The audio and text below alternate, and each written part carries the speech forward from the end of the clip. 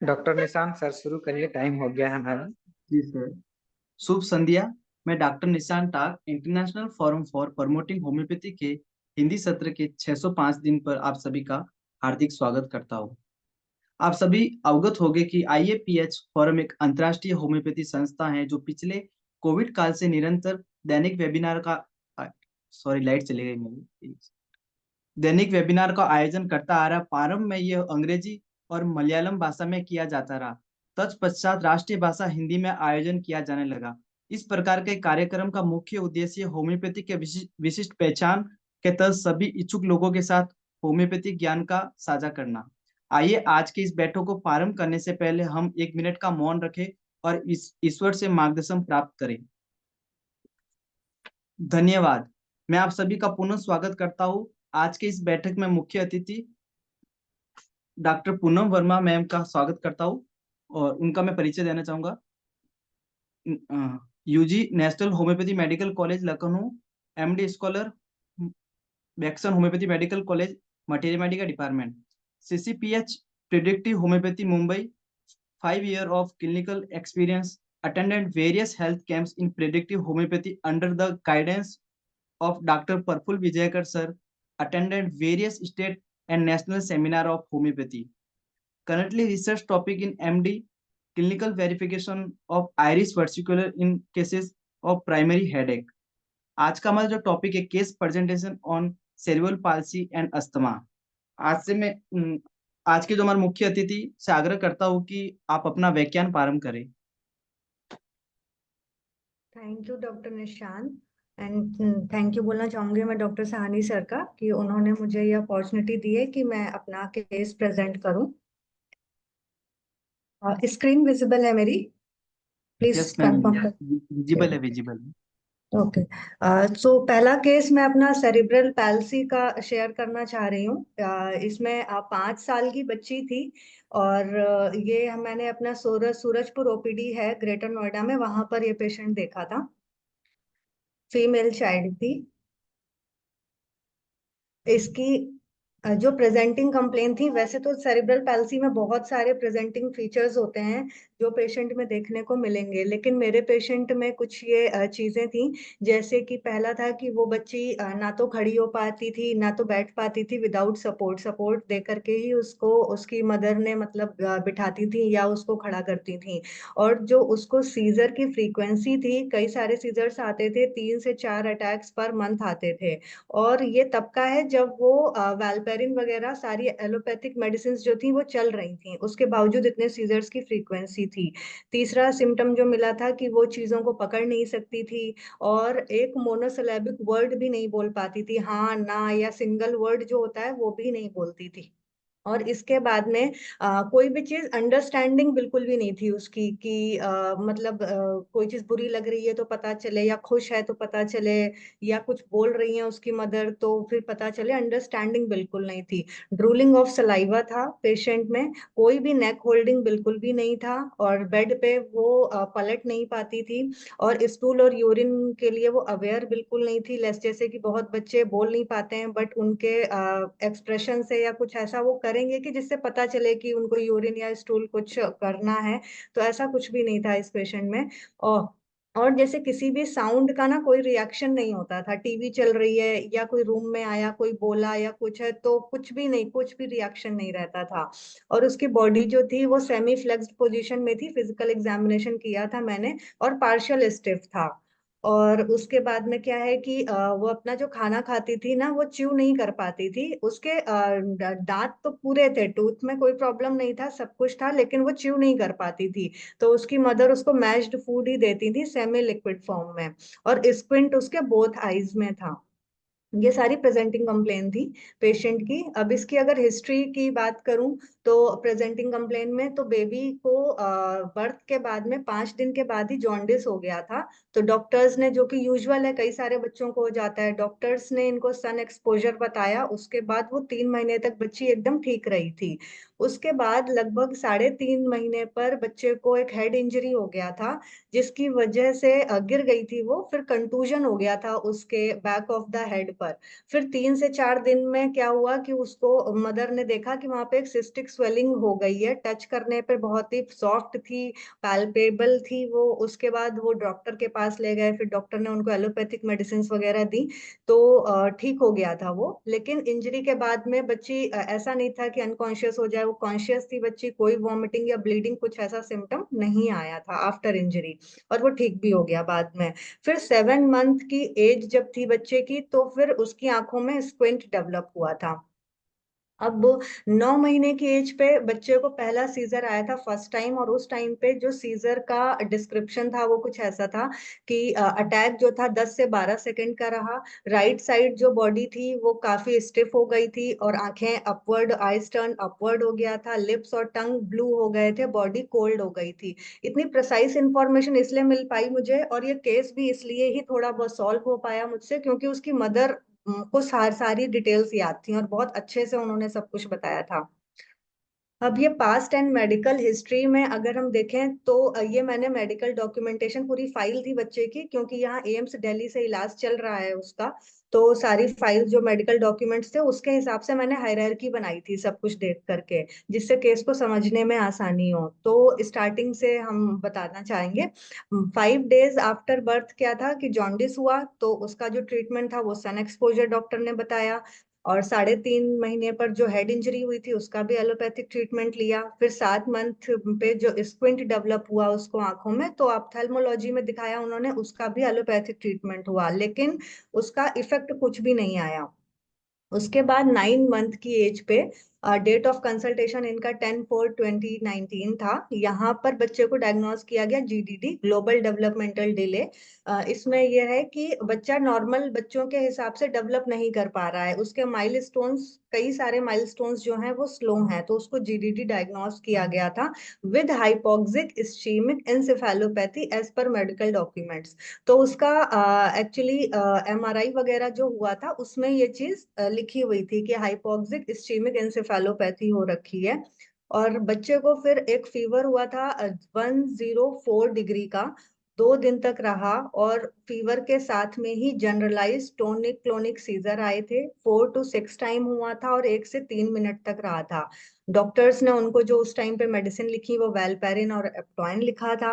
फिर 9 मंथ्स पे ही 9 मंथ्स पे ही थोड़े दिनों के बाद इनको पैरालिटिक इलियस हो गया था विद इंटेस्टाइनल ऑब्स्ट्रक्शन हो गया था। तो बच्ची को ऑपरेशन नहीं करना पड़ा था, विद मेडिसिन वो ठीक हो गई थी, और मेडिसिन जो थी वो फिनेटोइन और कैल्शियम वगैरह चला था। नेक्स्ट, जब बच्ची 10 महीने की हुई तो फिर उसको 2-3 एपिसोड्स आए सीजर के, और चाइल्ड जो थी वो बल्कि एंटी एपिलेप्टिक ड्रग्स पे थी बच्ची, स्टिल उसको एपिसोड्स आ रहे थे। और फिर डॉक्टर्स ने वापस से एंटी एपिलेप्टिक ड्रग्स प्रेस्क्राइब किए उसको। 11 महीने के बच्चे में फिर जो डॉक्यूमेंट था उस पे उन्होंने उसको डायग्नोस किया कि इवॉल्विंग सेरेब्रल पैल्सी का केस है विद सीजर। फिर उनको मेडिसिन एप्टोइन या वेलपेरिन ही चलाई उन्होंने। 1 साल की जब हुई तो एमआरआई ब्रेन रिपोर्ट हुई, उसमें कुछ भी इंट्राक्रेनियल एबनॉर्मेलिटी नहीं आई थी। फिर 1 साल 2 महीने पे जीडीडी डिटेक्ट तो पहले ही हो रखा था, और फिर नो नेक होल्डिंग कुछ भी नहीं थी, नो आई कांटेक्ट, डिस्टोनिया था उसको, स्पास्टिक मसल्स जो थे वो स्टिफ होने चालू हो गए थे। वेलपेरिन एप्टोइन और फिजियोथेरेपी दी, मतलब 1 महीने, 1 साल 2 महीने पर उसको सेरिब्रल पैल्सी के सिम्टम्स जो थे वो दिखने चालू हो गए थे। फिर जब बच्चे 2 साल की हुई तो डिलेड माइलस्टोन थे, एपिसोड्स जो थे वो सीजर्स के अभी भी आ रहे थे। मेडिसिन जो थी एलोपैथिक, वही वेलपेरिन और ब्रेनीफेस्ट, ये सब विटामिन की मेडिसिन हैं, वेलपेरिन सीजर की मेडिसिन थी जो चल रही थी। फिर इन्होंने 10 जुलाई 2020 को ईईजी और ब्रेन मैप एनालिसिस करवाया था, जिसमें आया कि नॉन स्पेसिफिक न्यूरोफिजियोलॉजिकल डिसफंक्शन है, seen diffusely maximum over both posterior head region. ये मैक्सिमम सेरिब्रल पैल्सी के पेशेंट्स में ये फाइंडिंग मिलती है, क्योंकि ये न्यूरोफिजियोलॉजिकल डिसफंक्शन होता है। तो सीजर्स आ रहे हैं तो भी ये मिलेगा हमें। और अभी जो प्रेजेंट टाइम पे जब मैंने ये केस देखा था तो उस टाइम पे भी बच्ची जो थी वो एंटी एपिलेप्टिक ट्रीटमेंट पे थी, काफी सारी मेडिसिन चल रही थी, 12-13 मेडिसिन, जिसमें से 1-2 मेडिसिन जो थी वो एंटी एपिलेप्टिक ड्रग्स थी, बाकी सारी वाइटामिन और ये सब चीजें ही थी उसकी।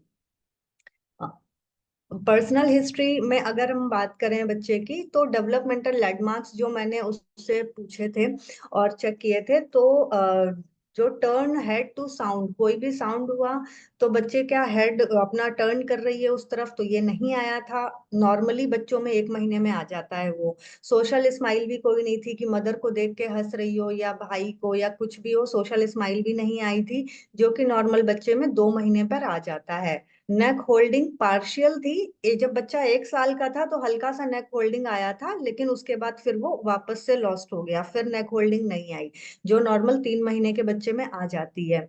मदर को पहचानना शुरू किया था उसने 3 महीने पे। ये एक माइलस्टोन था जो उसके में था, कि मदर को ही पहचानती थी वो।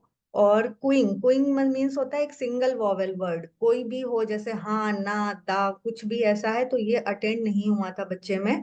नॉर्मली 3 महीने में हो जाता है ये। बाई डेक्स्ट्रस ग्रास्प होता है कि दोनों हाथों से किसी चीज को पकड़ने की कोशिश करना, तो ये भी बच्चे में नहीं आया था। यूनि डेक्स्ट्रस ग्रास्प था, ये भी बच्चे में नहीं हुआ था।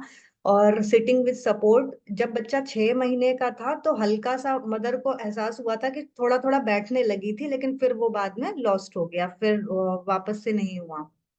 और किसी भी ऑब्जेक्ट, कोई ब्राइट ऑब्जेक्ट देखे या कुछ है, तो बच्चे अक्सर देख के उसकी तरफ हाथ बढ़ाते हैं या पकड़ने की कोशिश करते हैं, तो ये चीज भी इस बच्चे में नहीं आ पाई थी, जो कि नॉर्मली 6 महीने की एज में आ जाता है। नेक्स्ट, ये बॉर्न एंड ब्रॉटअप जो थी वो नोएडा की ही थी। हैबिट्स एंड एडिक्शंस बच्चे में कुछ ऐसे थे नहीं। डाइट जो थी वो वेजिटेरियन नॉन वेजिटेरियन दोनों था। कोई भी स्पेसिफिक एलर्जी नहीं थी। घर का एनवायरनमेंट अभी का सही था बच्चे का। फैमिली हिस्ट्री की बात करें तो father mother healthy and alive हैं, और पैटर्नल ग्रैंडफादर भी ठीक थे। जो पैटर्नल ग्रैंड मदर थी उनको ब्रेन हेमरेज हुआ था, जिसकी वजह से उनकी डेथ हो गई थी। और मैटरनल ग्रैंड मदर ठीक है। मैटरनल ग्रैंड मदर जो थी तो वो ऑस्टियो आर्थराइटिस की प्रॉब्लम है। एक इसका छोटा भाई भी है जो हेल्दी एंड अलाइव है। और इसके कुछ फिजिकल जनरल्स थे। तो एपेटाइट जो है वो काफी कम थी बच्चे की, 1 से 2 मील्स ही लेती थी। ये मदर की लैंग्वेज एज इट इज मैंने लिखी है समझने के लिए, कि जैसे जबरदस्ती खाना खिलाना पड़ता है, अगर खाना ना दूं तो पूरा दिन ऐसे ही लेटी रहती है। जैसे बहुत बच्चे भूख में रोएंगे या परेशान करेंगे, तो उसके साथ ऐसा कुछ नहीं था। और उसको गर्म खाना पसंद था, स्पाइसी सॉल्टी जूसेस मिल्क ये सब अच्छा लगता था इसे। और वो च्यू नहीं कर सकती थी, चबा चबा नहीं पाती थी, तो उसको सेमी सॉलिड या मैश्ड फूड ही देते थे, उसकी मदर देती थी। और जो थर्स्ट थी वो ठीक थी, सही थर्स्ट थी, 2 से 2.5 लीटर पानी पीती थी, लेकिन हल्का सा गर्म पानी ही पीती थी। इवन गर्मियों में भी वो हल्का गर्म पानी ही पीती थी। डिजायर जो था वो मिल्क का था। और एवर्जन जो है कुछ भी ऐसा सिग्निफिकेंट नहीं मिला। स्टूल सॉफ्ट होता था 1 से 2 बार दिन में। Yellow in colour and offensive, stool की ऑफेंसिवनेस काफी ज्यादा थी। और यूरिन ऐसे ही था, लाइट कलर तो लाइट येलो नॉर्मल था, लेकिन यूरिन में बहुत ज्यादा ऑफेंसिवनेस थी। मदर ने बताया कि इतनी ज्यादा स्मेल होती है कि पूरा रूम स्मेल करने लगता है, कोई वहां 1 मिनट भी नहीं रुक सकता, मुझे तुरंत बेडशीट चेंज करनी पड़ती है। तो ये एक काफी सिग्निफिकेंट चीज मिली थी। और पर्सपिरेशन बच्चे का बहुत स्कैंटी था, ओडरलेस था, कलरलेस था और जनरलाइज था। कुछ ऐसा नहीं किसी एक बॉडी पार्ट पे बहुत अच्छे से आ रहा हो, ऐसा नहीं, जनरलाइज था। और स्लीप जो थी तो 6 से 7 घंटे की थी, लेकिन सोते वक्त अगर कोई उसको जरा भी टच कर दे तो तुरंत जग जाती थी। मदर ने बताया कि सोते समय इसको एक फिंगर भी टच हो जाए तो तुरंत रोने लगती है। नॉर्मली भी इसको किसी का टच करना पसंद नहीं है, तुरंत रोने लगती है। सिर्फ मदर टच करे तो चलेगा, बाकी और किसी का टच इसको बिल्कुल बर्दाश्त नहीं है। ड्रीम्स का तो बच्चे में पता ही नहीं चल सकता, खैर। और थर्मल रिएक्शंस जो थे इसके, ये चिली थी, क्योंकि या तो वो नहाती थी तो भी गर्म पानी से, इन ऑल सीजन्स, चाहे सर्दी हो चाहे गर्मी हो उसको गर्म पानी ही चाहिए। अगर ठंडे पानी से नहला दिया या कुछ हुआ तो उसको तुरंत फीवर आता था और निमोनिया हो जाता था, हमेशा का था ये। और सेंसिटिविटी, सन नॉइस लाइट टाइट क्लोथिंग, सन नॉइस और लाइट की कोई सिग्निफिकेंट नहीं थी सेंसिटिविटी, लेकिन टाइट क्लोथिंग में यह था कि थोड़ा अनकंफर्टेबल हो जाती है, रोने लगती है। और टच का था कि किसी का भी पसंद नहीं है टच बिल्कुल भी, सिर्फ मदर का टच उसको अच्छा लगता था। और परफ्यूम वगैरह में भी कुछ ऐसा खास मिला नहीं मुझे, और एलर्जिक रिएक्शंस भी कोई नहीं थे। और एटमॉस्फेरिक कंडीशन में ये था कि विंटर्स में कोई भी, उसकी मदर ने बताया, कोई भी विंटर सीजन ऐसा नहीं गया कि जिसमें उसको निमोनिया ना हुआ हो, हमेशा हो जाता था। अब इसमें एंटीनेटल एग्जाम्स की जो रिपोर्ट्स थी, तो मदर का कुछ भी रिपोर्ट अवेलेबल नहीं था मेरे पास कि जिससे कुछ और चीजें मैं पता लगा सकूं उसमें। तो कुछ भी स्पेसिफिक इन्वेस्टिगेशंस भी नहीं हुए थे। और मदर ने ये बताया कि कुछ भी ऐसा सिग्निफिकेंट मेडिकल इशू मुझे ड्यूरिंग प्रेगनेंसी नहीं हुआ था जिसकी वजह से मुझे बार बार डॉक्टर के पास जाना पड़े या कुछ स्पेसिफिक रिपोर्ट्स कराई जाएं।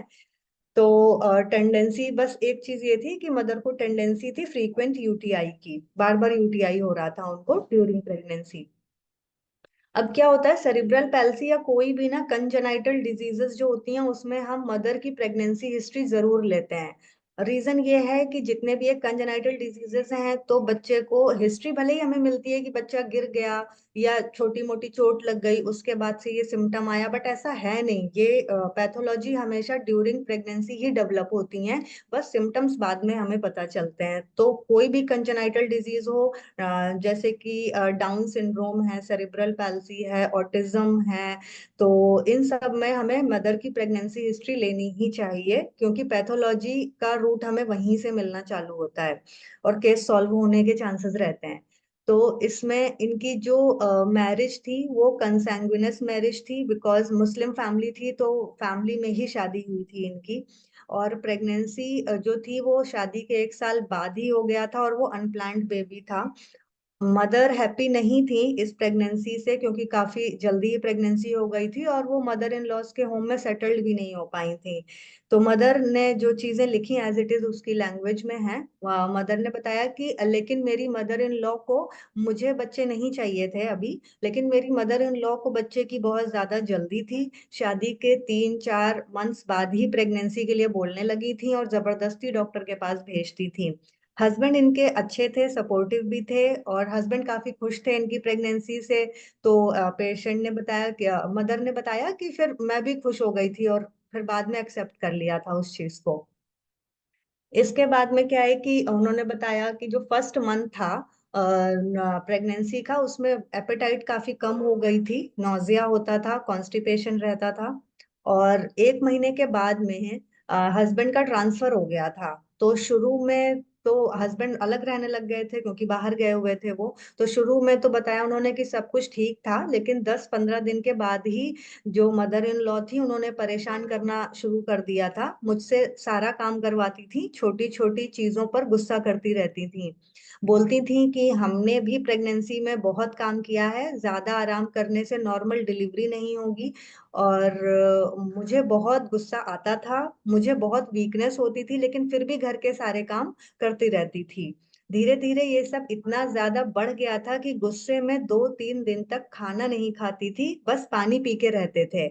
मुझे वहां का खाना अच्छा भी नहीं लगता था।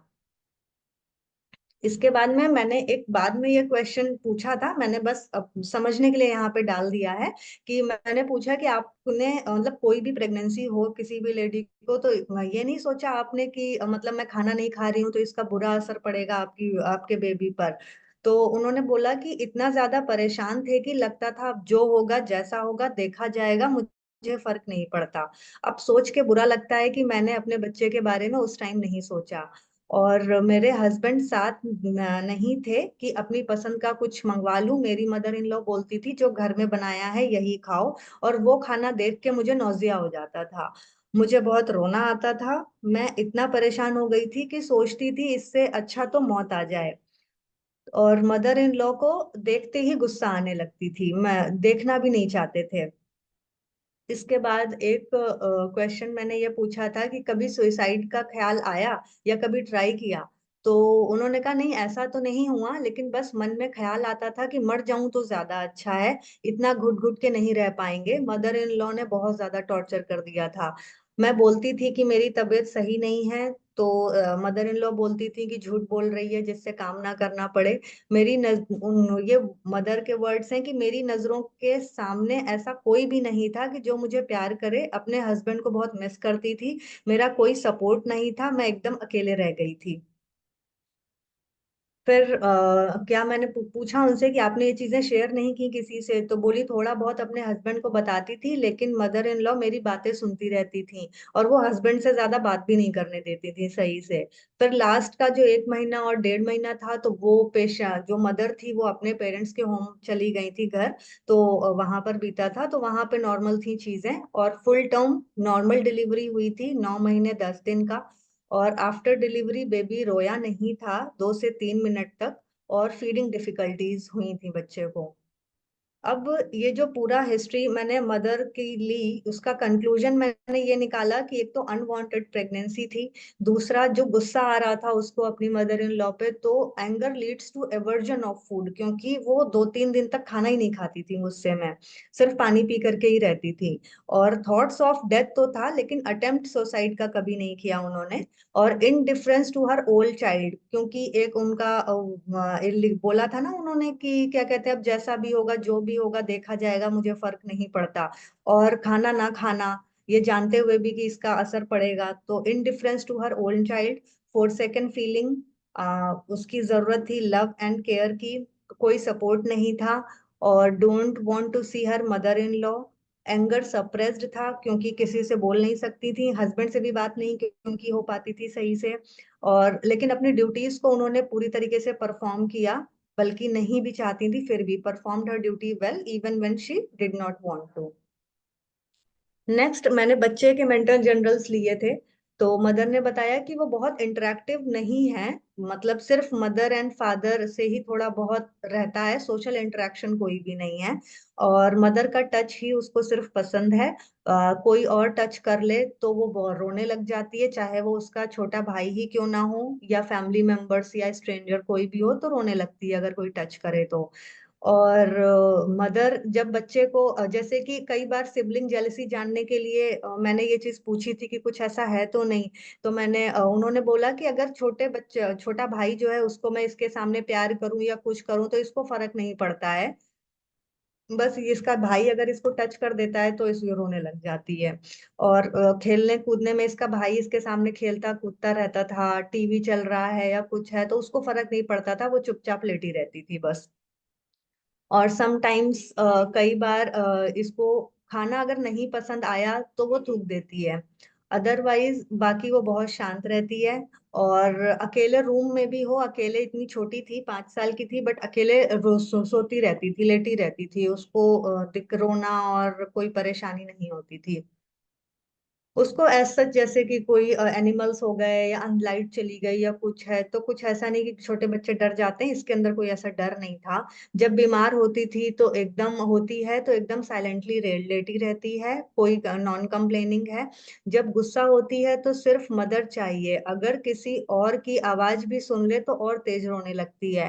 शी इज मदर से अटैचमेंट था उसका मनाने, और मदर ने बोला इसको मनाने में काफी देर लगती है, जैसे रोने लग गई तो उसको फिर गोदी लेकर के काफी देर टहलना पड़ेगा, मम्मी बहुत देर, उसकी मदर जो है बहुत पैम्पर करेंगी उसको काफी देर दुलार करके, तब वो थोड़ा ठीक होती है।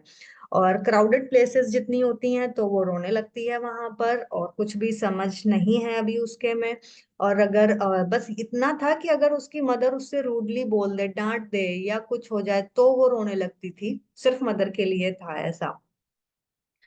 दूसरा, जनरल फिजिकल एग्जामिनेशन में चाइल्ड कॉन्शियस था जब मैंने देखा, 15 kg वेट था उसका, नौ, और नॉट एबल टू स्टैंड, और सब बिना सपोर्ट के ना चल पा रही थी ना बैठ पा रही थी। फीवर कोई भी नहीं था, और चाइल्ड को टच पसंद नहीं था। रेस्पिरेटरी रेट 16 पर मिनट था। कुछ भी पैलर, इक्ट्रस, साइनोसिस, लिम्फेडिनोपैथी ऐसा कुछ प्रेजेंट नहीं था। टंग जो थी वो क्लीन एंड मॉइस्ट थी। तो इसका ओवरऑल डायग्नोसिस जो था वो सेरिब्रल पैल्सी विद सीजर था। अब जो एनालिसिस की इंपॉर्टेंट सिम्टम की मैंने, वो thoughts of death in mother during pregnancy, तो ये अनकॉमन सिम्टम था, मैंने ग्रेड 3 में इसको रखा था अपने ऑब्जर्वेशन के हिसाब से।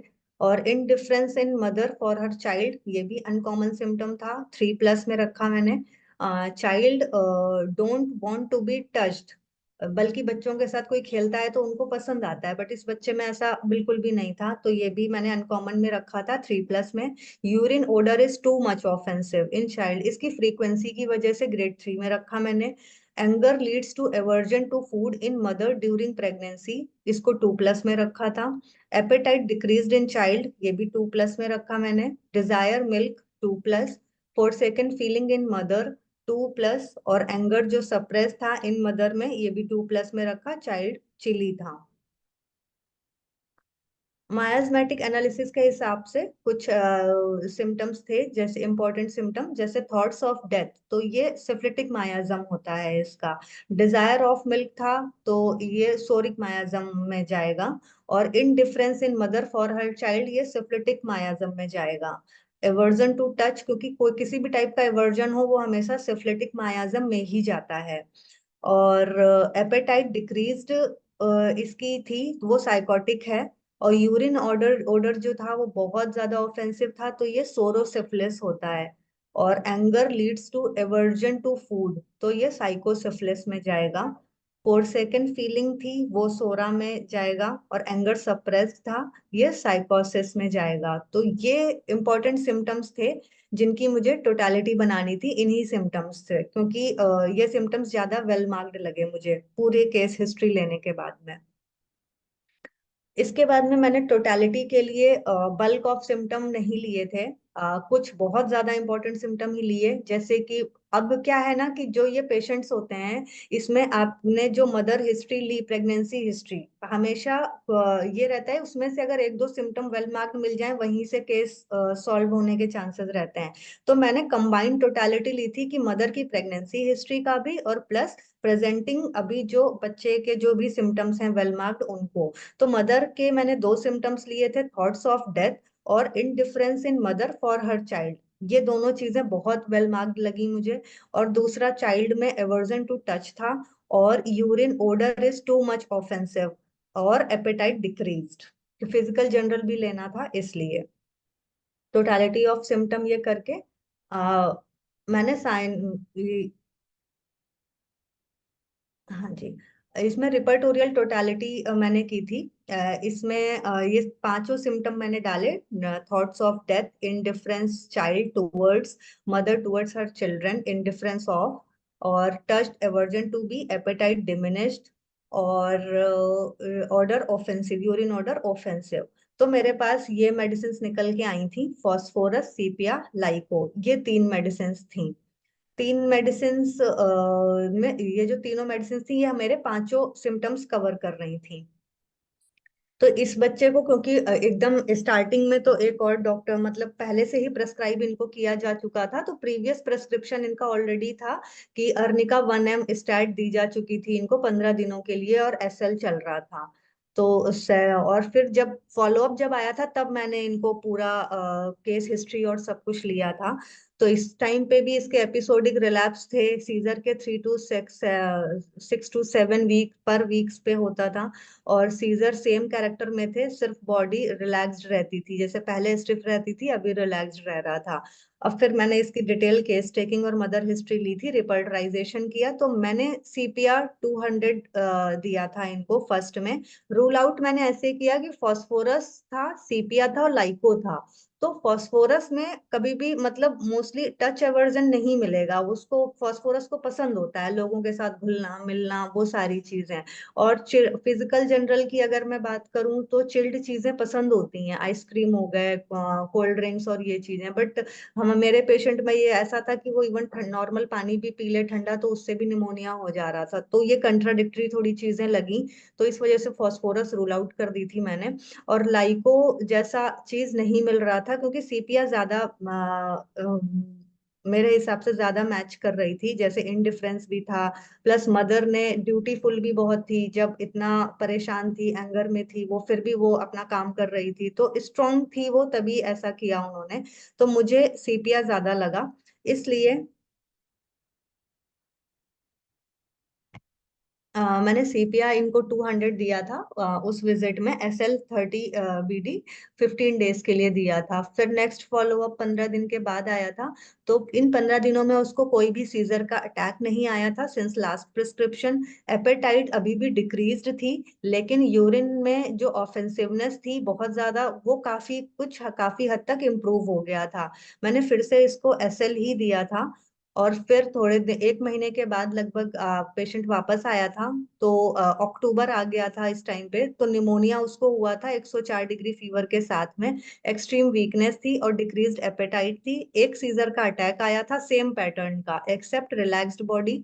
और तो इन्होंने क्योंकि फीवर 104 डिग्री था, तो एंटीपायरेटिक मेडिसिन इन्होंने दी थी अपने बच्चे को। उस टाइम पे मैंने सीपिया 1 m का 1 डोज दिया था, और SL30 BD दी थी इनको 15 दिनों के लिए, और एडवाइस किया था स्टीम इनहेलेशन के लिए।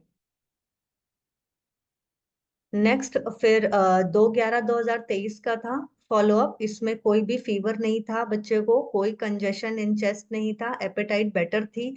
अब बच्चे ने स्टार्ट कर दिया था रोना, कि अगर भूखी होती थी तो रोने लग जाती थी। वीकनेस काफी इम्प्रूव हो गई थी, यूरिन ऑर्डर काफी इम्प्रूव था। मदर ने पहली बार देखा था कि बच्चा खुद से बेड पे रोल हुआ था ये। और इस टाइम पे भी मैंने SL30 इनको प्रेस्क्राइब किया था। फिर 29 नवंबर का था ये फॉलोअप, और नो, कोई भी रिलैप्स नहीं हुआ फीवर का या सीजर का। एपेटाइट बढ़िया थी इसकी। यूरिन ऑर्डर भी काफी हद तक, मदर ने ये बताया था कि काफी हद तक, मतलब अब काफी रिलैक्स हो गया है, उसमें उतना ऑर्डर नहीं है। और फर्स्ट टाइम मदर ने ये रियलाइज किया था कि लिटिल अलर्टनेस कम।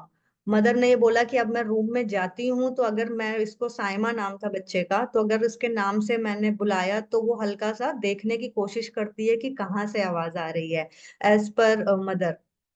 टच एवर्जन भी थोड़ा बहुत इम्प्रूव हुआ था, कि अब पहले जैसे गुस्सा नहीं करती है, इसको अब अच्छा लगता है कि कोई प्यार करे या टच करे। तो ये फॉलोअप मेरे हिसाब से सही जा रहा था, इसलिए मैंने SL30 BD ही दिया था। नेक्स्ट ये एक वीडियो है जो मैंने मदर का लिया था। इसमें थोड़ा सा नॉइस का प्रॉब्लम होगा, बट आई थिंक चीजें थोड़ा सा।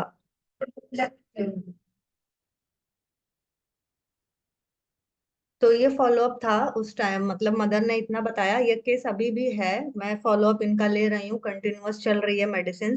बीच में एक मेडिसिन मैंने इनको कॉस्टिकम दिया हुआ था, थोड़ा बच्चे को प्रॉब्लम हो गया था तो उसके सिम्टम सिमिलैरिटी के हिसाब से। लेकिन वापस से मैंने सीपिया पे ही इनको रखा हुआ है, और अभी वाटर डोजेज इनकी चल रही हैं। तो काफी इम्प्रूवमेंट है, एंड आई होप आगे ये केस ठीक हो जाएगा। Thank you. नेक्स्ट केस मैं आपको, नेक्स्ट केस पे अब चलते हैं। नेक्स्ट केस मेरा एज्मा का है, और ये पेशेंट मुंबई में देखा था मैंने, वहीं का पेशेंट था। केस हिस्ट्री मैंने ही ली थी इनकी। तो एज जो थी पेशेंट की वो 22 ईयर ओल्ड था बच्चा। डेट ऑफ बर्थ 15 जुलाई 1996 में था, और मेल पेशेंट था, और स्टूडेंट था, हिंदू। एंड प्रेजेंटिंग कंप्लेंट्स जो थी इनकी, वो बच्चे की जो इनका था, ये known case of allergic asthma था, डायग्नोस्ड केस था। रिकरेंट कफ रहता था along with breathlessness since childhood. और जब भी ऐसा कफ आता था तो स्लाइमी म्यूकस आता था, कम्स आउट ड्यूरिंग द कफ। और एक चीज स्ट्रेंज थी इनके साथ में, कॉन्कोमिटेंट सिम्टम था कि कब जब भी ऐसा होता था तो स्मॉल इरप्शंस आ जाते थे, come out after asthma attack, और सेल्फ लिमिटिंग होते थे। जो भी ये इरप्शंस थे, ये अटैक आने के कुछ टाइम के बाद अपने आप ठीक हो जाता था। और एग्रेवेशन था इनका चेंज ऑफ वेदर पे, एक्सपोजर, कभी भी डस्ट का एक्सपोजर होता था तो बढ़ जाता था, और एंटीबायोटिक और इनहेलर से आराम मिलता था। सेकंड जो सिम्टम था पे कंप्लेन थी, ये sinus complain above and below the eyes along with the nasal blockage. 6 से 7 सालों से था साइनस पेन, जो आंखों के जस्ट ऊपर और नीचे रहता था, विद नेजल ब्लॉकेज था। और नेजल डिस्चार्ज जो था ये एकदम वाटरी होता था, एग्रेवेट होता था चेंज ऑफ वेदर से, या कोई भी एक्सपोजर टू डस्ट हो जाए। और एम्यूलेट, हमेशा एलोपैथिक मेडिसिन लेनी पड़ती थी इनको। और इनको हेडेक रहता था, सिंस 10 साल से हेडेक था, और हेडेक जो था वो टेम्पोरल रीजन में होता था, कंजेस्टिव टाइप का था, और काफी भारीपन लगता था। ये एग्रेवेट होता था कोई भी मेंटल एक्सर्शन कर लिया या खाना नहीं खाया। और अम्यूलरेट होता था कि कोई प्रेशर आराम से दबा दे तो अच्छा लगता था, और एलोपैथिक मेडिसिन से आराम मिलता था। ये प्रेजेंटिंग कंप्लेन थी। हिस्ट्री जो थी प्रेजेंटिंग कंप्लेन की, वो ऐसे है कि ब्रेथलेसनेस और कफिंग जो स्टार्ट हुआ था, ये अभी तो 22 साल के थे, लेकिन 2 साल की एज से स्टार्ट हुआ था ये। जब भी वेदर में चेंज होता था, और ये रहा कम से कम 2 साल से स्टार्ट हुआ था और 5 साल तक की ये चीजें रही। और इस चीज से ये हर 2 महीने में सफर करता था और एलोपैथिक मेडिसिन इनको लेनी पड़ती थी, तब जाके इनको आराम मिलता था। डॉक्टर ने फिर डायग्नोज इनको एज्मा का डायग्नोसिस बनाई थी। रिकरेंट होता था, हर एक चेंज ऑफ वेदर के साथ में रहता था, along with the dust allergy रहती थी, और इसके साथ में ही फीवर और कफ भी रहता था। फिर जो हेडेक के साथ में फिर धीरे धीरे साइनस पेन भी डेवलप हो गया इनको, जो कि आज अभी तक था। इनको जो बचपन से स्टार्ट हुआ था वो अभी तक था। पेन जो अभी भी रहता है वो कंजेस्टिव टाइप का था और काफी भारीपन रहता था, और आंखों के ऊपर आंखों के नीचे भारीपन महसूस होता था। और साइनोसाइटिस की प्रॉब्लम थी after exposure to the dust allergy. और वाटरी नेजल डिस्चार्ज रहता था इनका, हमेशा ऐसा ही था, और वाइट नॉर्मल कलर में था। एलोपैथिक मेडिसिन जब लेते थे तो ठीक हो जाते थे। अस्थमैटिक अटैक जो था ये इसका स्टार्ट होने का एक पैटर्न था कि पहले इनको चेस्ट में थोड़ा भारीपन लगेगा, इसके बाद कफिंग होगी, फिर ब्रेथलेसनेस होगी, चेंज ऑफ वेदर जब भी होगा, या कोई भी डस्ट से एक्सपोजर होगा, या घर के अंदर या घर के बाहर कहीं भी हो। और हर एक अटैक के बाद में एक डिफ्यूज तरीके से स्मॉल रेड, छोटे छोटे रेड इरप्शंस आ जाते थे ओवर होल बॉडी। कोई भी इचिंग नहीं थी इन इरप्शंस में, कोई बर्निंग नहीं होती थी, और ये सेल्फ लिमिटिंग थे इरप्शंस। उन्होंने हमेशा इसके लिए एंटीबायोटिक ले लेते थे वो, और इनहेलर्स लेते थे हमेशा, and got relieved. Last time 2 हफ्ते पहले उनको रिलीफ नहीं हुआ है, तो उन्होंने एक दूसरे डॉक्टर को, एलोपैथिक मेडिसिन लेने से आराम नहीं हुआ था पेशेंट को, तो उन्होंने दूसरे डॉक्टर को दिखाया। तो एक डॉक्टर ने एक्सरे किया था, तो उसमें pneumonia with soft tissue opacities आया था at lower right lower zone. Left lung जो था वो क्लियर था, और इसका आईजीई लेवल्स जो थे वो बहुत मार्क्ड थे। 558 IU पर ml था। ये काफी इंक्रीज्ड आईजीई लेवल्स माने जाते हैं। पास्ट और ट्रीटमेंट हिस्ट्री, जॉन्डिस हुआ था इनको 6 साल की एज पे, और एलोपैथिक मेडिसिन लिया इन्होंने। चिकन पॉक्स 10 साल की एज पे हुआ था, एलोपैथिक ट्रीटमेंट करवाया था इन्होंने उसका। पर्सनल हिस्ट्री में डेवलपमेंटल लैंडमार्क सारे ऑन टाइम थे, born and brought up Mumbai के ही थे, खारघर से। और डाइट वेजिटेरियन थे। एनवायरमेंटल जो घर का एनवायरमेंट था वो कंजीनियल था। फैमिली हिस्ट्री में मदर को एसिडिटी रहती थी और डस्ट एलर्जी रहती है, फादर को एसिडिटी थी, और जो पैटर्नल ग्रैंड फादर थे वो died from CA of urine, cancer था उनको यूरिनरी ब्लैडर का, उसकी वजह से डेथ हुई थी। पैटर्नल ग्रैंड मदर जो थी वो ऑस्टियो आर्थराइटिस था इनको। और मैटरनल ग्रैंड फादर को टाइप 2 डायबिटीज थी, मैटरनल ग्रैंड मदर को भी टाइप 2 डायबिटीज थी। फिजिकल जनरल्स में एपेटाइट इनकी अच्छी है, 3 to 4 मील्स पर डे लेते थे, लेकिन इनटॉलरेंस ऑफ हंगर था। He wanted food at particular time, उसको एक टाइम सेट था, उसी टाइम पे खाना चाहिए था। अगर खाना नहीं मिला तो फिर गुस्सा हो जाना, और फिर उसको हेडेक स्टार्ट हो जाता था। थर्स्टलेस थे, बिल्कुल पानी बहुत कम पीते थे। डिसॉल्टी डिजायर था, और स्टूल सॉफ्ट 1 से 2 बार दिन में, येलो इन कलर, यूरिन भी नॉर्मल थी। पर्सपिरेशन जो था ये हेड नेक पाम और सोल्स पे ज्यादा आता था, और सर पूरा गीला हो जाता था जब पर्सपिरेशन होता था। ओडरलेस रहता था, और कुछ भी स्टेनिंग नहीं छोड़ता था। स्लीप जो थी वो 6 से 7 घंटे की थी, और अलर्ट स्लीप था इनका, कि थोड़ी सी भी कुछ आवाज हुई या कोई बात कर रहा है या कुछ भी है तो तुरंत जग जाते थे। हॉट थर्मल रिएक्शन जो था वो हॉट था। सेंसिटिविटी सन लाइट टच की तो कोई भी नहीं थी, लेकिन नॉइस का ये था कि लाउड म्यूजिक पसंद नहीं है, स्लो म्यूजिक पसंद है इनको। टाइट क्लोथिंग में अनकंफर्टेबल रहते हैं। परफ्यूम से कफिंग होती है, और अगर स्ट्रॉन्ग स्मेल हो तो स्नीजिंग होने लग जाती है।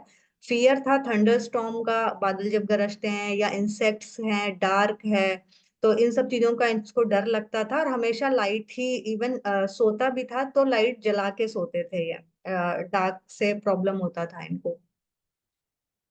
साइड राइट हैंडेड थे। मेंटल जनरल्स जो हैं इनके थे वो न्यूक्लियर फैमिली है। ओनली चाइल्ड थे और कोई सिबलिंग नहीं था। रिजर्व्ड नेचर है काफी, बस ये रहता था कि बिजी, अपने आप में ही बिजी रहता था। और 2 से 3 दोस्त थे इनके।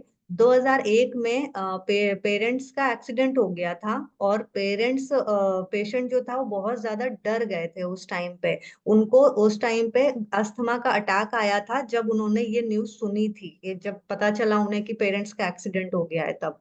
तो ये पढ़ाई में भी बहुत अच्छे थे, बहुत फास्ट थे, चीजों को सीखने में, काम करने में, और मेंटली भी काफी क्विक थे, और फिजिकली भी। इसके बाद कॉलेज डेली अटेंड करते थे, अपनी मेडिसिन को लेके जाते थे, इनहेलर्स को। और कभी, मतलब मेडिसिन इनहेलर साथ में ले जा करके कॉलेज अटेंड करते थे, कभी भी कोई भी क्लास मिस नहीं की इन्होंने। और म्यूजिक पसंद था इनको 5 से 6 साल की एज में, और वो काफी अच्छे थे सिंगिंग एंड डांसिंग में। सॉफ्ट म्यूजिक एंड डांसिंग काफी पसंद है इनको।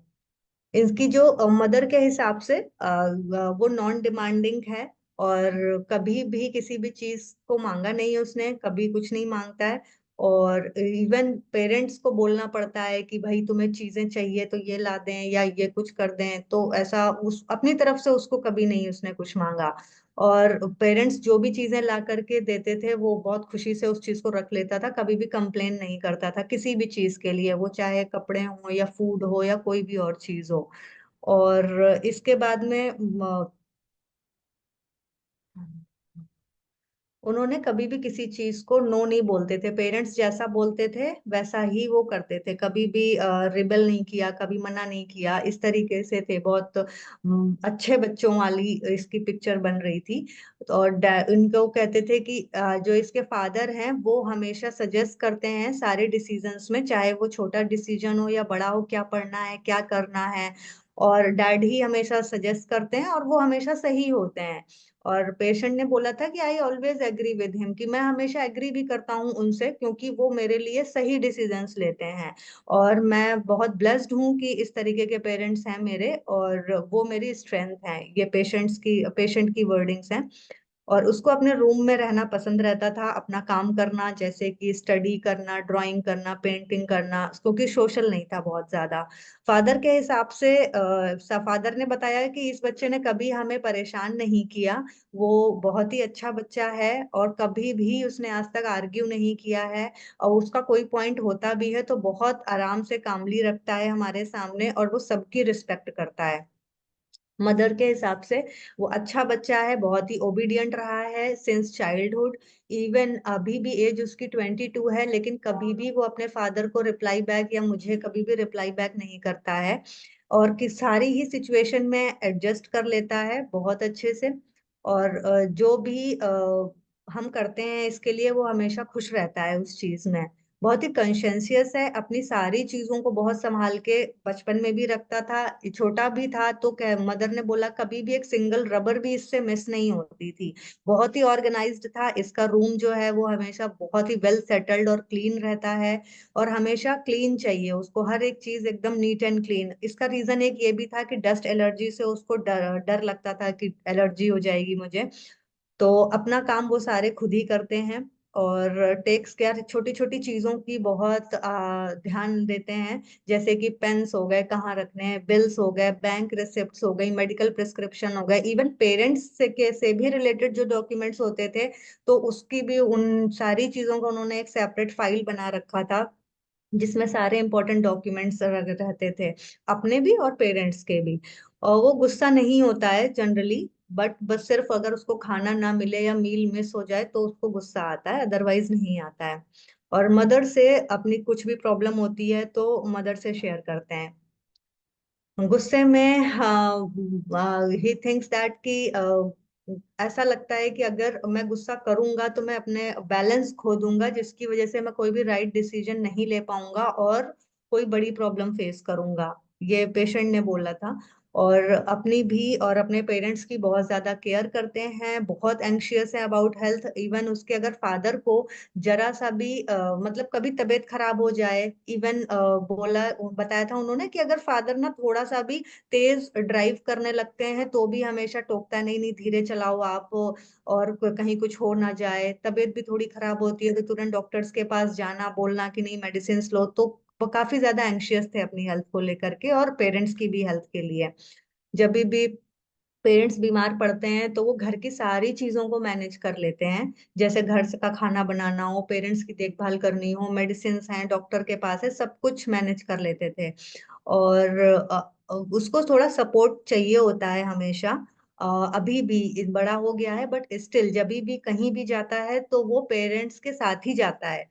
क्योंकि ये चीज मैंने इसलिए पूछी थी कि वो 22 साल के थे, तो मैंने कहा आप पेरेंट्स के साथ आए हो क्यों, तो उन्होंने तो पेरेंट्स ने बोला कि नहीं नहीं हमारा बच्चा कहीं भी जाएगा तो ये हमें लेकर के जाता है, अकेले कहीं नहीं जाता है। तो बिलीव, और वो प्लानिंग में हमेशा बिलीव करते हैं कि सारी ही चीजों को प्लान करना चाहिए। जब एग्जीक्यूट करें उन चीजों को करने से पहले वेल प्लान्ड होना चाहिए, जिससे आगे चल के हमें प्रॉब्लम ना हो। एंटिसिपेशन काफी ज्यादा रहता था इनको, एंजाइटी भी है, और एंजाइटी काफी ज्यादा है। और जैसे कि किसी से मिलना है या एग्जाम्स के पहले है तो बहुत ज्यादा एंग्शियस हो जाते हैं। और जब एनजाइटी होती है तो बहुत ज्यादा स्वेटिंग होता है हेड पे, पाम पर एंड सोल पे। बहुत ज्यादा रिलीजियस भी हैं, डेली पूजा करते हैं डेली मॉर्निंग में। और वो बिलीव करते हैं कि भगवान मेरे साथ है, अगर मैं सही रास्ते पर हूँ तो वो हमेशा मुझे प्रोटेक्ट करेंगे और मेरे पेरेंट्स को किसी भी हार्म से बचाएंगे। तो और इंसेक्ट का डर था, इन छोटे कीड़े मकोड़े से थोड़ा सा डर लगता था। चाइल्डहुड में मार देते थे लेकिन अभी नहीं करते हैं ऐसा। क्यों, मैंने रीजन पूछा तो उन्होंने कहा ये एक पाप है, और अगर मैंने किसी भी लिविंग क्रिएचर को हार्म किया तो मुझे सफरिंग होगी उसकी, कर्मा हिट्स बैक, ऐसी वाली चीज थी। ऑब्जर्वेशन जो था मेरा वो ये था कि पेशेंट जो था बहुत शाय था, कोई आई कांटेक्ट नहीं किया था उन्होंने मुझसे ड्यूरिंग केस टेकिंग। उनके पेरेंट्स ही ज्यादा बोल रहे थे, वो कम बोल रहे थे जब तक मैं नहीं बात कर रही थी उनसे। और बहुत पोलाइटली सारे आंसर्स दे रहे थे, और उनके लेग्स जो थे वो कॉन्स्टेंटली मूव कर रहे थे, जो ये शो कर रहा था कि बहुत मतलब एंग्शियस पर्सनालिटी है।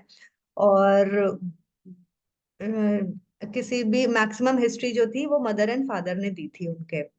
कंक्लूजन जो निकाला मैंने इस केस का वो ये था कि रिजर्व्ड नेचर था पेशेंट का, वेरी शाय, और बहुत पोलाइट नेचर था, सारी सिचुएशंस में एडजस्ट कर लेता है। गुड स्टडी, स्टडीज में काफी गुड है, आर्ट में भी अच्छा है, म्यूजिक एंड डांसिंग में भी गुड है। वेरी रेगुलर है, कभी भी क्लासेस भी नहीं मिस की, इवन मेडिसिन लेकर के वो कॉलेज और क्लास अटेंड करते थे।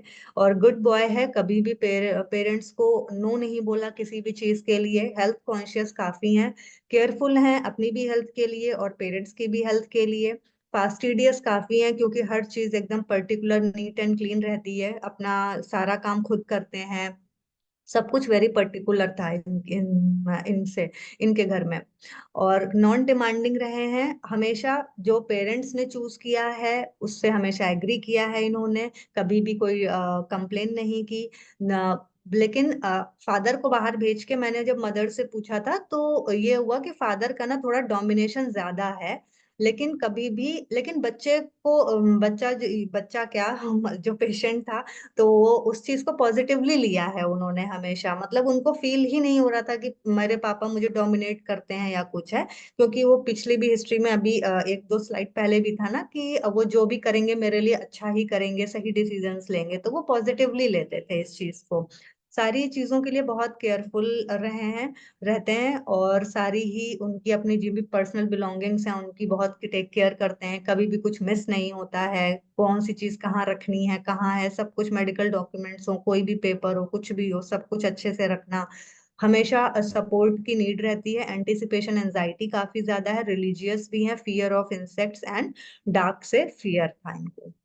जनरल फिजिकल एग्जामिनेशन में मेंटल स्टेटस कॉन्शियस थे, 68 केजी वेट था, गेट नॉर्मल था, ए फेब्राइल, पल्स रेट 70 पर मिनट, रेस्पिरेटरी रेट 18 पर मिनट, और टंग जो थी वो क्लीन एंड मॉइस्ट थी। बाकी और चीजें नहीं थी इसमें, पैलर, एक्ट्रस, साइनोसिस, लिम्फेडिनोपैथी, ऐसा कुछ वेलमार्क नहीं मिला था। तो जो डायग्नोसिस बना सारी ही चीजों को देखते हुए, तो एक्सट्रिंसिक एज्मा या इसको एलर्जिक एज्मा भी बोलेंगे, इसकी डायग्नोसिस बनी थी। जो एनालाइज किया मैंने इस केस को पूरा, तो वो एज्मा फॉलोड बाय स्किन इरप्शंस था, और ओबीडियंट था patient, कंसेंशियस about small things, history of domination रही है, हंगर इंटॉलरेंस था, फियर ऑफ डार्क और इंसेक्ट्स था, रिजर्व नेचर है, डिलीजेंट है बच्चा, और एंजाइटी अबाउट हेल्थ था काफी ज्यादा, एंटीसिपेशन है, और हेडेक एम्यूलरेटेड बाय प्रेशर है। प्रेशर से था या एलोपैथिक मेडिसिन से था, तो एम्यूलरेटेड बाय प्रेशर मैंने लिया था। मायाज्मेटिक एनालिसिस के हिसाब से एज्मा फॉलोड बाय स्किन इरप्शन, ये सोरोसाइकोटिक मायाज्म में जाएगा। ओबीडियंट जो बच्चा ये थे, तो ये साइकोसिस में जाएगा। कंसेंशियस अबाउट स्मॉल थिंग्स, ये साइकोसिफिलिस में जाएगा। हिस्ट्री ऑफ डोमिनेशन साइकोसिस में जाएगा। हंगर इंटॉलरेंस सोरा है। फियर ऑफ डार्क सोरा है। रिजर्व्ड साइकोसिस में जाएगा। डिलीजेंट साइकोसिस में जाएगा। Anxiety about health, anticipation and headache ameliorated by pressure, ये तीनों चीजें सोरिक मायाज्म में जाएंगी। ये माइजमेटिक एनालिसिस थी। और टोटालिटी मैंने 3 सिम्टम्स जो वेलमार्क थे पूरे में उससे बनाई। एक तो एस्थमेटिक अल्टरनेटिंग विद इरप्शंस, जो स्किन इरप्शंस होते थे, तो ये एक रूब्रिक पड़ा हुआ है हमारे पास। और कंसेंशियस अबाउट ट्रिफल्स, क्योंकि ये जनरलाइज्ड देखा गया था पूरे ही केस हिस्ट्री में। और यील्डिंग डिस्पोजिशन है, पेरेंट्स ने जो बोला जैसा बोला वैसे ही करना, और वो चाइल्डहुड से अभी तक आ रहा है। तो ये डिस्पोजिशन इसलिए लिया जा सकता है क्योंकि बेसिक है, जो चीज चेंज नहीं हुई है, पेशेंट ऐसा ही था हमेशा से। और रिपर्टोरियल टोटालिटी कारा में रिपर्टराइज किया था मैंने ये तीनों रूब्रिक डाल के। तो मेरे पास 2 मेडिसिन आ रही थी, क्यूप्रम और कार्सिनोसिन। तो मैंने इस पेशेंट को यहाँ पे कार्सिनोसिन प्रेस्क्राइब की गई थी, और 200 सिंगल डोज दिया था, SL-BD, SL-30 BD 2 वीक्स के लिए। तो फर्स्ट फॉलोअप जो आया था 15 दिन के बाद में, तो उसमें कफ थोड़ा एग्रेवेट हो गया था आफ्टर मेडिसिन। तो उन्होंने स्टीम ली थी, क्योंकि हम लोगों ने उनको मना किया था कि आप कोई भी एलोपैथिक मेडिसिन नहीं लेंगे, तो स्टीम ही लेने के लिए बोला था। और इंटेंसिटी जो थी ब्रेथलेसनेस की, वो डिक्रीज्ड हुई थी। कफ एग्रेवेट हो गया था, लेकिन ब्रेथलेसनेस की जो इंटेंसिटी थी वो कम हुई थी। साइनस का पेन जो था वो भी कम हुआ था। कोई भी फीवर और गैस्ट्रिक कंप्लेन नहीं हुई थी। कुछ इरप्शंस आए थे, पहले जनरलाइज पूरी बॉडी पे आ जाते थे, लेकिन इस बार ओनली फेस पर हुआ था। तो ये फॉलोअप को देखते हुए SL-30 BD ही दिया गया था 15 डेज के लिए। एंड फिर इसके बाद में जो फॉलोअप था, देयर इज कफ में थोड़ा सा आराम मिला, ब्रेथलेसनेस काफी इंप्रूव्ड हुई थी, साइनोसाइटिस भी काफी इंप्रूव हुआ उनको, कोई इरप्शंस नहीं आए, SL ही दिया गया था। थर्ड फॉलोअप में फिर कफ काफी कम हो गया, कोई ब्रेथलेसनेस नहीं हुआ 1 मंथ से। और फिर साइनोसाइटिस का पेन भी काफी कम हो गया था, SL-30 फिर SL ही दिया गया था इनको। फिर फोर्थ फॉलोअप इनका जो था, एलर्जी काफी रिलीव्ड हो गई थी। एक एपिसोड आया था ब्रेथलेसनेस एंड कफ का। एपेटाइट अच्छी थी, कोई भी सारे डिस्चार्जेस नॉर्मल था, यूरिन स्टूल सब कुछ। अब यहाँ पर कार्सिनोसिन पहले तो 200 दिया था, यहाँ पर एक 1 M का सिंगल डोज हमने दिया था, SL-30 साथ में। एंड फिफ्थ फॉलोअप में कोई भी कफ नहीं था, no breathlessness, no eruptions, can go. अभी एलर्जिक जो सिम्टम्स थे वो भी नहीं आए थे सिंस लास्ट 2 मंथ से। और भी काफी सारे फॉलोअप थे, मैंने इतने ही फॉलोअप रखे हैं। ये पेशेंट कम्प्लीटली ठीक हो गया था, लगभग 5 मंथ्स इनका ट्रीटमेंट चला था, और ठीक हो गए थे ये पेशेंट पूरी तरह से। अब कार्सिनोसिन मैंने इस केस में क्यों दिया है, तो इसकी कुछ रिसोर्सेस थे, जैसे कि सोल ऑफ रेमेडीज में भी लिखा हुआ है कि history of taking on too much at young age, having too many expectations placed on them, too strict parental control होता है, they try to live up to these expectations and make a tremendous effort to perform exceedingly well. वो performance अच्छा देना चाहते हैं carcinosin के जो patient होते हैं। जो पेरेंट्स होंगे वो बहुत स्ट्रिक्ट होंगे, लेकिन कार्सिनोसिन का जो पेशेंट होगा उसको वो चीज बुरी नहीं लगेगी, वो उस चीज को पॉजिटिवली लेता है हमेशा। Reach out of for perfection, हर चीज एकदम परफेक्ट होनी चाहिए, almost finish themselves in doing so, The cancer miasm has this theme of super human effort in order to survive. अब जो इसके पैटर्नल ग्रैंडफादर थे वहां पर सीए की हिस्ट्री भी मिल रही थी, यूरिनरी ब्लैडर का था, तो उससे भी थोड़ा कोरिलेट किया था कि इन जेनेटिक्स में रहा है ऐसा। और इसमें और भी चीजें थी बुक में दी हुई हैं, जैसे कि a need for perfection makes Carcinosin people sensitive to reprimands and fastidious in every sphere of life to the point of being faultless. और इंटरेस्ट रहता है आर्टिस्टिक थिंग्स में, जैसे म्यूजिक, डांसिंग, पेंटिंग, ये भी मेरे केस में था। और ideal for others, perfect arises and anticipatory anxiety होती है। और neatness and cleanliness simply are not good enough for them. They must be perfect. The furniture should be blend with the surroundings. Everything should match. They are well dressed people and good taste. Carcinosin well mannered होंगे, well behaved होते हैं, और they have a tremendous anxiety about health and a great fear of disease, specially cancer. कुछ pointers थे जो Praful sir के हिसाब से कार्सिनोसिन मेडिसिन में जो मिलते हैं, जैसे कि लाइक्ड बाय एवरीवन, माइल्ड होते हैं और यील्डिंग होते हैं, वेल बिहेव्ड होंगे, डिसिप्लिन्ड चाइल्ड होगा, स्वीट इन नेचर होगा लेकिन कंट्रोल्ड बिहेवियर होगा, good boy good girl image होगी, children under strong domination of parents के होंगे, they get moulded easily like bonsai. Bonsai का पेड़ होता है ना, उसको जैसे भी रखा जाता है वो उसी तरीके से मोल्ड हो जाता है, तो सर ने उसको कार्सिनोसिन को उससे कोरिलेट किया है। They have been dominated by parents, still they don't have any grudges against parents. Parents dominate करते हैं लेकिन जो कार्सिनोसिन पेशेंट होगा उसको कोई ग्रजेस नहीं होंगे, इस चीज के बुरा नहीं मानेगा। जब आप उसको डोमिनेशन के बारे में पूछेंगे तो वो हम लोग ये का एक्सेप्ट ही नहीं करेंगे। पूनम जी अब खाली 2 मिनट समय बता है इसको। हाँ, अच्छा जी सर, ठीक है आपको सर, हो ही स्टॉप गया है करना वैसे। पड़ेगा।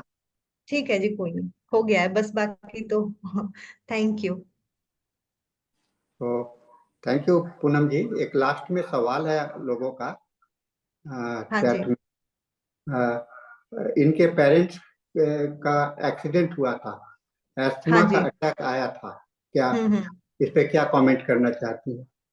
इस पे ये कि वो मतलब कि फियरफुल, एक तरीके से फियरफुल कॉन्स्टिट्यूशन लगा मुझे उस चीज से, कि सिर्फ सुन करके ही एस्मा का अटैक आ जाना, तो वो फियर है, कहीं ना कहीं एंजाइटी थी हेल्थ को लेकर के ही, कहीं कुछ और ना हो जाए, तो कॉशियस भी पता चला मुझे उससे, और फियरफुल मैंने मेनली सोचा था उस चीज को जान के कि फियरफुल कॉन्स्टिट्यूशन है।